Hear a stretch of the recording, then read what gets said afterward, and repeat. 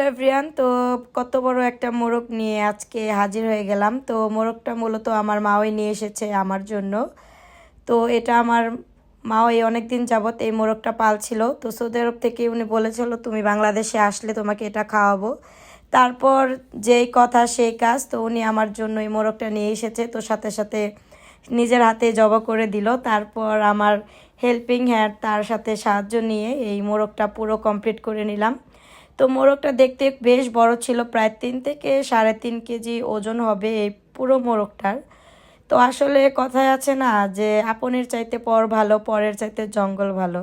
আসলে উনি আমার বড় বোনের শাশুড়ি, তো আমাদেরকে খুবই ভালোবাসে এবং আমাকে তার নিজের মেয়ের মতো এবং সিনহার পাপাকে তার নিজের ছেলের মতোই সে দেখে। সে সবসময় চেষ্টা করে আমাদের জন্য টুকিটাকি করার জন্য।